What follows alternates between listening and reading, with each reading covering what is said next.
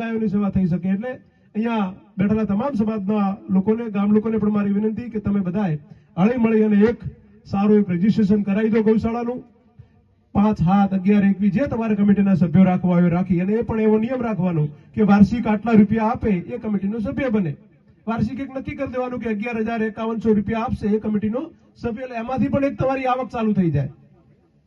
પછી નાના મોટા પ્રસંગો હોય, માનો કે લગ્ન પ્રસંગ હોય, કોઈનો જન્મદિવસ હોય, લગભગ એ તો તમારે ત્યાં એના આધારે જ ગૌશાળા ચાલે છે। હું ઘણી બધી સ્ટેટસ જોતો હોઉં છું એના, એટલે આવું પણ થઈ શકે। એ નિમિત્તે પણ અહીંયા આપણે કોઈ દોસ્તારોને પાર્ટી આલો જન્મદિવસની, એના કરતા ગાય માતાને નિયાર કે ચારો નાખો, પાપડીની બોરી લઈ આલો તો ખૂબ મોટું કામ છે।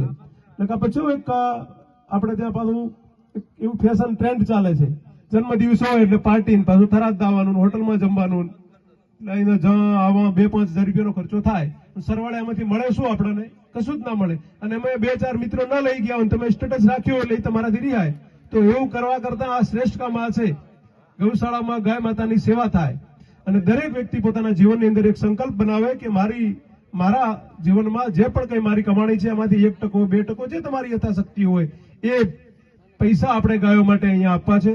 બધાએ ખૂબ સારી રીતે આનો પારદર્શક વહીવટ કરે। પારદર્શક વહીવટ હશે તો ચોક્કસથી તમે કલ્પના ન કરી હોય એ પ્રમાણે તમને આર્થિક સહાય પણ મળી રહેતી હોય છે। પૈસા આપવાવાળા ઘણા બધા છે, પણ